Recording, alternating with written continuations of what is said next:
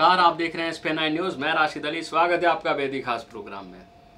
आपको बता दें कि पिछले कुछ दिनों से जो हलचलें पैदा हो रही थी, जो मच रही थी कि आखिर कब विधानसभा चुनाव होने वाले हैं कर्नाटक में, क्योंकि इस साल कई राज्यों में विधानसभा चुनाव होने वाले हैं, जिसमें कर्नाटक भी एक है। और कर्नाटक में जल्द ही विधानसभा चुनाव होने वाले हैं, जिसका बिगुल बज चुका है। 12 मई को कर्नाटक में विधानसभा चुनाव होने वाले हैं और 15 मई को पता चल जाएगा कि राज्य में किसकी सरकार बनी है। क्या वहाँ की जनता ने कर्नाटक सरकार को ही चुना है, मतलब मेरा मतलब है वहाँ की सिद्धारमैया सरकार से, क्या वहाँ की जनता ने दोबारा सिद्धारमैया को सिंहासन पर बिठाया है या फिर वहाँ की जनता ने कुछ बदलाव करा है। जी हाँ, क्योंकि बदलाव की अगर मैं बात करूँ तो बड़ी बात नहीं है। अगर हम त्रिपुरा जाएं, त्रिपुरा देखें, जब बीजेपी सरकार लेफ्ट की सरकार को हराकर, यानी कि जो 20-22 सालों से वहाँ पर कायम थी, उस सरकार को उन्होंने हटा दिया और बड़ी भारी जीत उन्होंने की है। तो वहीं अगर यह आशंका लगाई जाए कि अगर वो कर्नाटक में भी सरकार बना सकती है तो कोई ज़्यादा बड़ी बात नहीं है, क्योंकि बीजेपी की लहर अभी कायम है। तो वहीं अगर लग रहा है कि आखिर सवाल ये कि किस तरह बीजेपी वहाँ पर सरकार बना सकती है और किस तरह कर्नाटक के मुख्यमंत्री सिद्धारमैया अपनी सरकार को बचा सकते हैं। जी हाँ, इसी को लेकर एक खबर आई है। जेडीयू को बीजेपी की बी टीम बताने पर भड़क गए हैं देवगौड़ा। जी हाँ, देवगौड़ा जी जो जेडीएस के राष्ट्रीय अध्यक्ष हैं और पूर्व प्रधानमंत्री हैं, तो उन्होंने कहा है कि पर्चा पढ़कर स्पीच देते हैं राहुल। दरअसल राहुल ने जेडीएस को बीजेपी की बी टीम बताया था, जिस पर देवगौड़ा भड़क गए और उन्होंने कहा है कि राहुल पर्चा पढ़कर स्पीच देते हैं। उससे पहले मैं आपको एक रिपोर्ट दिखाना चाहूँगा। इस खबर में मैं आपको ले जाऊँगा कि आखिर ये पूरा मामला है क्या। उससे पहले मैं आपको दिखाना चाहता हूँ कि वहाँ पर आखिर क्या हो रहा है, कैसी राजनीति चल रही थी, कैसे आरोप प्रत्यारोप का दौर था। देखिए खास रिपोर्ट में। कर्नाटक विधानसभा चुनाव को देखते हुए कांग्रेस हो या फिर बीजेपी, दोनों ही दल एक दूसरे पर जमकर निशाना साध रहे हैं। यही नहीं, बयानों का पलटवार करने में कोई भी देर नहीं बरत रहा है। मैसूर में आयोजित रैली में प्रधानमंत्री नरेंद्र मोदी ने कर्नाटक की सत्तारूढ़ कांग्रेस सरकार पर जमकर निशाना साधा था।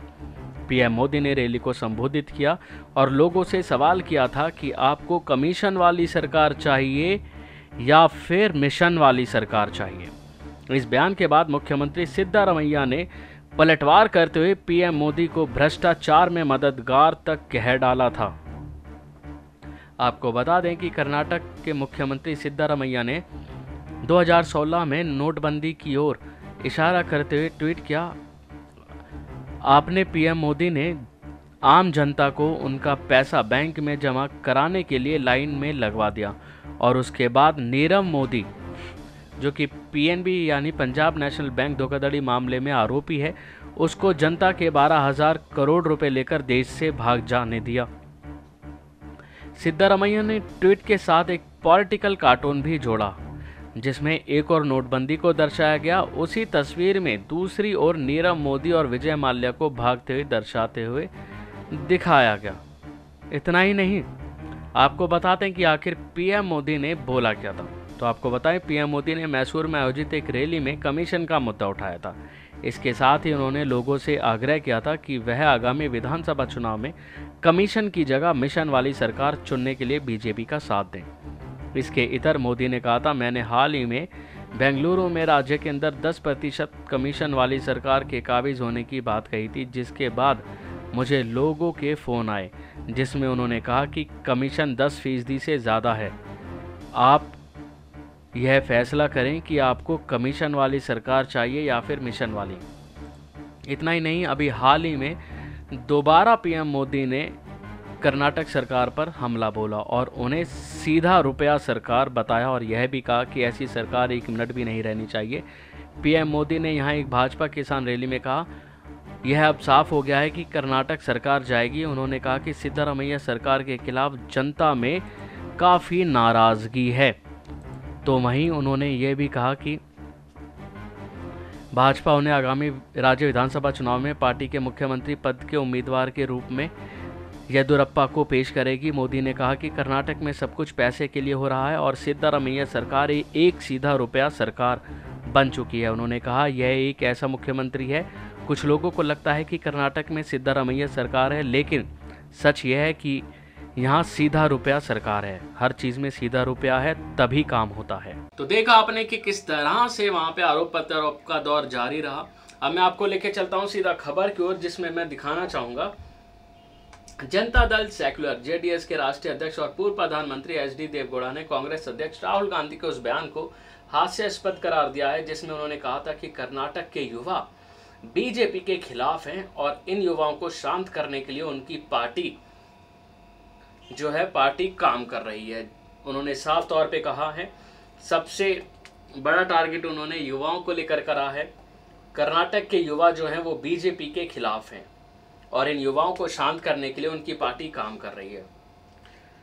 बता दें राहुल गांधी, तो वहीं देवगौड़ा क्या क्या कहना है वो मैं आपको बता दूं। राहुल गांधी में नेतृत्व की बहुत बड़ी कमी है। नामी चैनल से बातचीत में देवगौड़ा ने कहा है कि राहुल गांधी के नेतृत्व में बहुत कमी है। उन्हें अभी तक यह समझ नहीं आया कि देश के अल्पसंख्यकों के उत्थान में जेडीएस का क्या और कितना योगदान है। देवगौड़ा जो कि चुनाव रैली के दौरान कांग्रेस अध्यक्ष के आरोपों पर प्रतिक्रिया दे रहे थे, जाहिर सी बात है राहुल गांधी ने कहा था और उसके बाद देवगौड़ा का यह बयान आया। दरअसल कांग्रेस अध्यक्ष राहुल गांधी ने जेडीएस को बीजेपी की बी टीम बता दिया था। राहुल का कहना है कि कर्नाटक चुनाव में कांग्रेस के अलावा किसी पार्टी को वोट देने का सीधा मतलब बीजेपी को फायदा पहुंचाना है। देखिए साफ कहा है राहुल गांधी ने, एक बार मैं और बयान दोहराऊंगा। राहुल गांधी का कहना है कि कर्नाटक चुनाव में कांग्रेस के अलावा किसी पार्टी को वोट देने का सीधा मतलब कि बीजेपी को फायदा पहुंचाना है।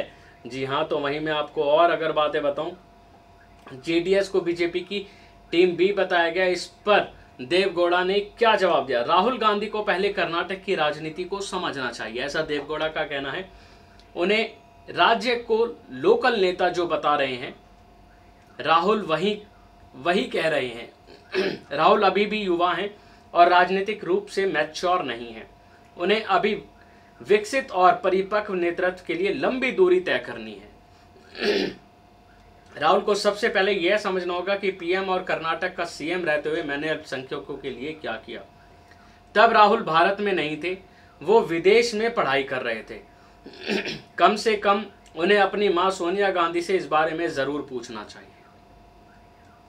राहुल गांधी को तो यह तक नहीं मालूम कि उस पार्टी के बारे में कैसे बात किया जाए जिसका नेतृत्व एक पूर्व पीएम कर रहा हो। वो अभी भी चिट देखकर भाषण देते हैं, उसमें से लिखा होता है वही बोलते हैं। राहुल मुझसे सर्टिफिकेट चाहते हैं, मैंने ही ईदगाह मैदान का विवाद सुलझाया था, देश में आरक्षण लाने वाला मैं ही था। तो वहीं धर्मनिरपेक्ष दलों को एक साथ लाने के लिए एक राष्ट्रीय अभियान चल रहा है। इसमें जेडीएस खुद को कहां पाता है। साल 2019 का चुनाव लड़ने के लिए दो तरह के विचार, दो तरह के दृष्टिकोण काम कर रहे हैं। एक एंटी और एक है एंटी एनडीए या एंटी बीजेपी है। जो लोग ऐसा महसूस करते हैं वो ये चाहते हैं कि सभी सेक्युलर पार्टियां एक साथ आ जाएं। दूसरे विचारधारा से जुड़े लोग ये चाहते हैं कि एक ऐसा मोर्चा बने जिसमें बीजेपी और कांग्रेस दोनों शामिल ना हो। साल 2019 के चुनावों को लड़ने के लिए अन्य सभी क्षेत्रीय पार्टियों को एक साथ आना चाहिए। यह हमारी स्थिति है, यानी कि आप समझ गए होंगे देश में दो तरह की जनता है और वो ये सोच रही है। देवगौड़ा के अनुसार पहला एंटी एनडीए या फिर एंटी बीजेपी, या तो एंटी एनडीए और फिर या एंटी बीजेपी। जो लोग ऐसा महसूस कर रहे हैं उनको वो ये चाहते हैं कि सेकुलर पार्टियां एक साथ आ जाएं जो सारी बीजेपी के खिलाफ हो। तो वहीं लोगों की दूसरी विचारधारा है कि लोग ये भी चाह रहे हैं कि जिसमें ना बीजेपी हो और ना कांग्रेस शामिल हो, बल्कि तीसरा मोर्चा आए और वो खड़ा हो जाए। इसके बाद उन्होंने कहा, लेकिन फिलहाल मैं खुद को कर्नाटक तक सीमित करूंगा। अगले 65 दिनों तक मैं अपना दिमाग राष्ट्रीय राजनीति में नहीं लगाऊंगा। विधानसभा चुनाव खत्म होने तक मेरा ध्यान पूरी तरह से कर्नाटक पर केंद्रित होगा। मैं दिल्ली भी नहीं जाऊंगा क्योंकि हर एक मिनट मेरे लिए कीमती होगा। तो अब देखना यह बात है कि आखिर अब कर्नाटक की राजनीति कैसे होती है। जी हाँ, आचार संहिता लागू हो चुकी है, चुनाव तारीखों का ऐलान हो चुका है और अब असली जंग, जो कि अब किसकी बनेगी सरकार और कौन लाएगा रंग। तो आज के लिए बस इतना ही, अगली बार फिर आपसे मुलाकात होगी, तब तक के लिए दीजिए इजाज़त, नमस्कार।